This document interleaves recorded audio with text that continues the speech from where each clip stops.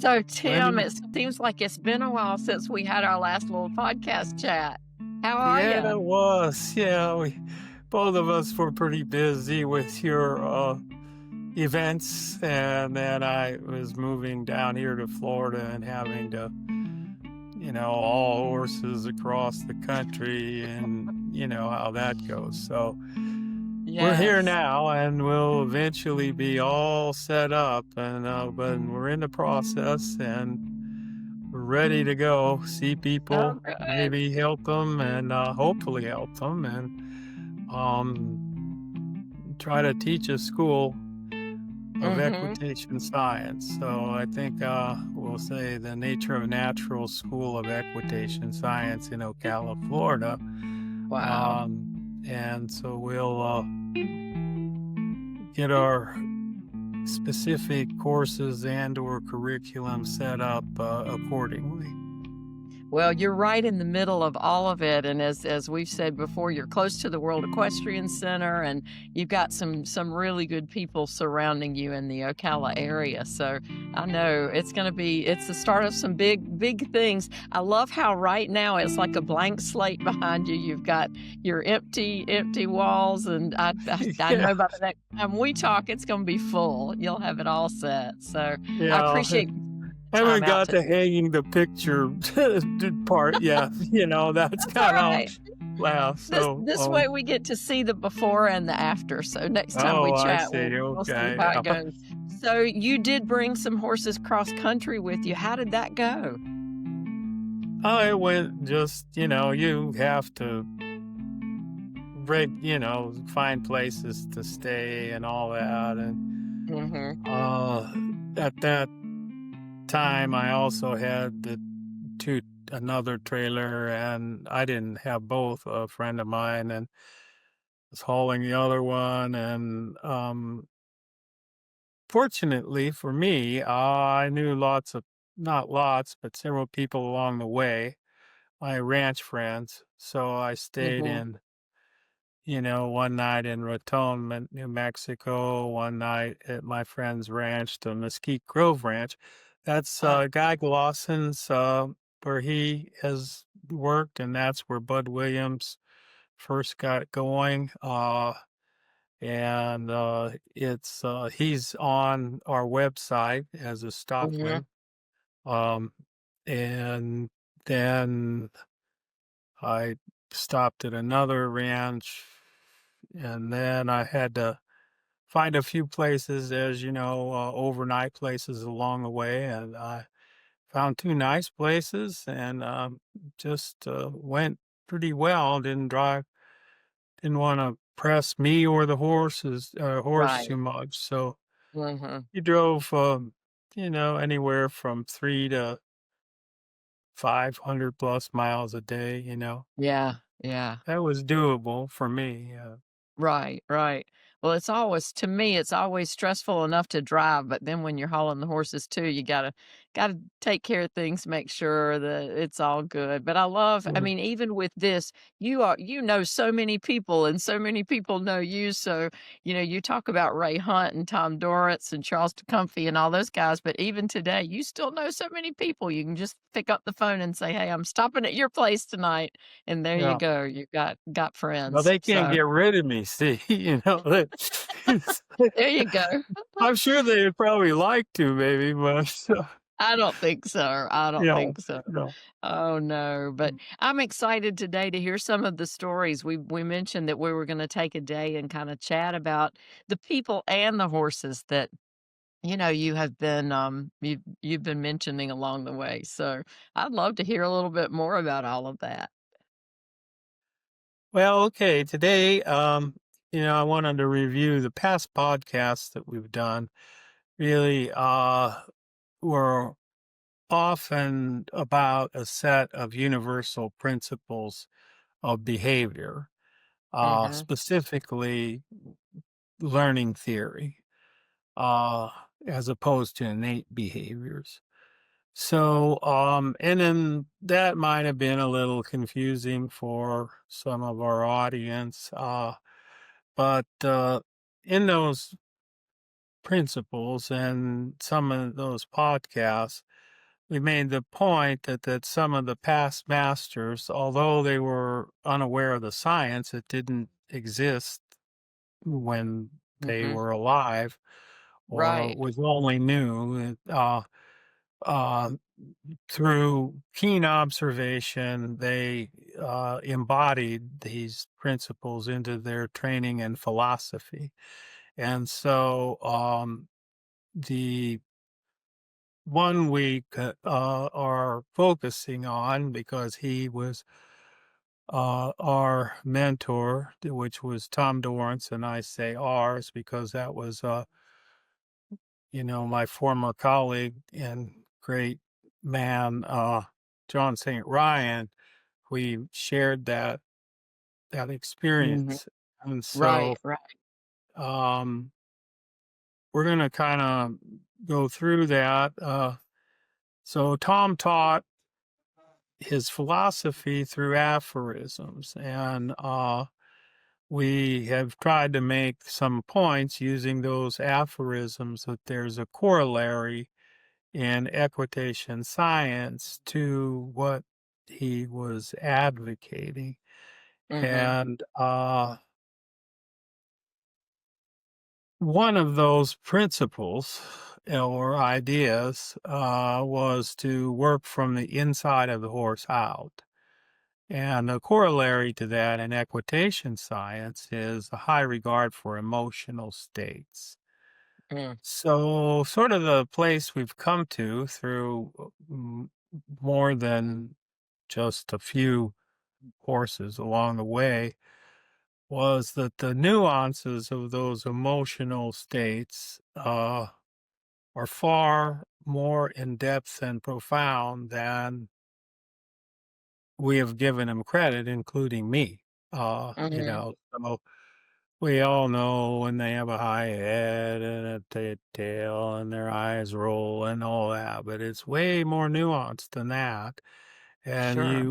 once you recognize that and you can get the horse down to a place of cognition, thinking, which is what we need to do to learn, then you start to get less reactive behaviors, which is Mhm. the horse understands, and it's safer for the people as well. So, like all things, or like most horses, or trainers, we learn, a lot of us, we say the horse is our teacher. And in this case, I was, like everybody else, I, use Tom's principles and everything. And then it's always one of those deals where you get one that it ain't working. Oh, And yeah. uh, so that was the story of Dust. Oh So gosh. one day, training, I had a facility in Malibu, California. And one of my clients, who was a lifelong horsewoman, a movie producer, blah, blah, blah, she shows up with this horse and Mhm. she wants me to work with it. Well, two cowgirls bring the horse. That's their horse. She's going to buy it. And Mhm. I don't know if you've, been around the Santa Monica Mountains, but they're pretty steep, right? And this Uh-huh. place is right on the side of one of those hills. And then there's just a short level spot. Well, they open the door and he flies out of the trailer and they grab him, And these girls were barrel racers, right? So Okay. I'm standing there and they say this and that and they jump on him and one holds him and they take off and they run straight up one of these hills. And it's like, whoa, he's like he's a runaway, really. Uh, Right. but the barrel racers, apparently, but there must have been something there because he was fast. And there was a reason why they were selling him, of course. Sure. So, I get dusty. And we start, and I go through it and saddle him, and getting on him was a real crapshoot. So, in other words, if you weren't real careful, you were going for a ride. And in the process here, I realized, well, some of it's a change of eye. He's not comfortable with left and right. I mean, because you could get on, but you don't want to touch him with your right leg, especially with spurs. Uh, so, I start on something like that. I start, okay, we're gonna just get him a little desensitized kind of to that, and more aware. So, I go through the whole, thing, and he, comes around a lot, and at that time I actually knew about positive reinforcement. I'd worked with a dolphin trainer from SeaWorld down in San Diego or somewhere. And so I used that a lot, especially for things and it's kind of like, well, you think this will, and he did, latched right onto it, that he was, that worked to some degree, but still things behind him or touching him, like, doesn't, he, it's like, well, what it comes down to is body awareness. And immediately, I didn't pick up on this, but I had worked with Tellington Jones, or at least in her methods, and mostly because I used to do lots of athletics, and the Feldenkrais is what she based her philosophy on. And that was, he had worked with athletes for body awareness around. So, like gymnasts that could, like when Shimon Biles and things got, in the air and couldn't keep track, they started to lose their body awareness. So I thought so one day, and this was before I did this, riding him, and I'd go back to some things. I'd lay him down and doing all this stuff, and I'd repeat it, and and then short. I didn't ever uh do flooding. In other words, I didn't lay him down and throw tarps and stuff on him. I didn't do that. I just but one day I'm riding with a client, uh and we're out on a trail, and I can't remember. Oh, I know. We it was up in the sort of mountains, and I go under a branch, and it catches my hat and flips it off, and it hits him in the back, the rump, and falls on the ground. Well, his arousal is pretty high, and I don't really, I said, oh, it's just, it's a hat. I get off, put my hat on, I get back off, and we're in a rodeo. And without me, after a little while, and he takes off and runs to the barn, and I'm pissed. Okay, so I think I lay him down again and do some other stuff. Uh, but then it starts to dawn on me that disconnection between anything that touches him there is dangerous, and I'm leaving. So, and I've always I knew, and through positive reinforcement, this always helped. You teach horses to look. So part of that lateral flexion that you put in there is not only control, but once you get that down and they turn to look, then they can assess the information that's actually going on back there. So I started that and touching him and working on him looking. And then, when he did look, I would reinforce him with treats, and slowly that got a lot better. And then the change of eye, uh, I always worked on that. So when I got on him, I would never, after that, I would always kind of rock him both left and right and just give him a minute to look out of that right eye. Uh, and at first, of course, we're having none of that, right? And you could always, pull a horse around, but you want them to look. That's part of the thing. And you don't want their eyes rolling off to the other side because you don't really have their mind at that point. You might have their head bent, but you don't have their mind. And of course, one of Tom's philosophies was that when you get the film that John and I made is when you get the mind, the feet will follow. So how do you get the mind, right? So you get the mind, and this is, you know, this doesn't all come to me in one day. Uh, by doing this kind of stuff and slowly getting him to trust that, and at the same time, you start sitting there on him without riding and rubbing him with that right leg.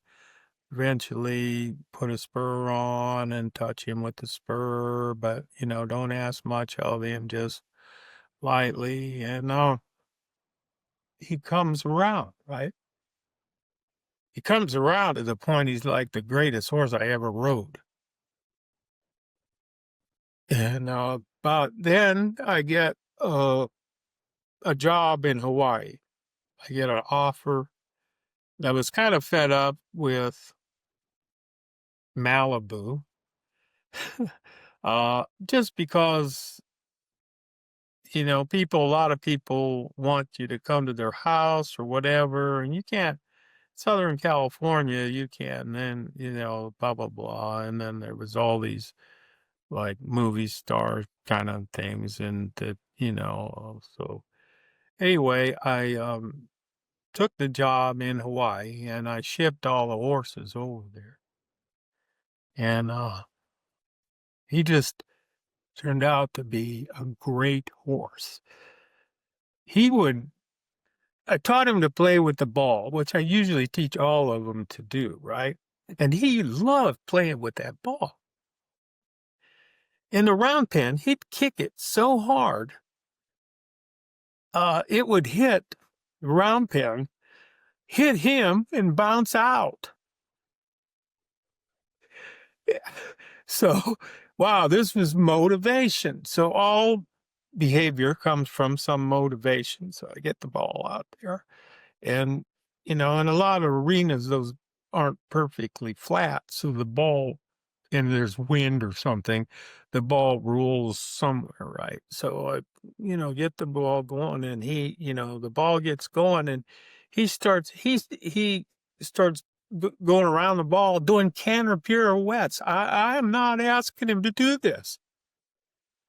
Oh, yeah. So we get to Hawaii, and he's like the greatest cow horse ever. We're tracking wild cattle on 26,000 acres in like a jungle, mostly bulls that we're trying to get rid of. Which we did, like 850 bulls, and I mean big bulls. That's another story in and of itself. But man, and it's lava, so it's real hard to track them because of the lava. You can't really see tracks. So he could find them. Anyway, he was a big learning horse. And then consequently, I still have Tank, and I mess with him all the time, mostly because he's a special project. And, his innate settings are well, sort of extreme, right? So all behavior, whether it's you or horses, falls on a continuum, you know. So in his case, all horses are worried about novelty, and so is dogs, everything, you know. So it's just another one of those universal things. Novelty is dangerous until they see it's not, and then it might turn into curiosity. So, but say in Tank's case, you know, everything is like the slightest thing is made dangerous, right? And that's and so the question is, can you kind of move those innate settings down to, you know, where it's better and he's a safer horse for everyone, and in the process learn, you know, what you can do with that. So and he's slowly coming around. That's really the story of Dusty. There was many horses in between. Wish I would have had that horse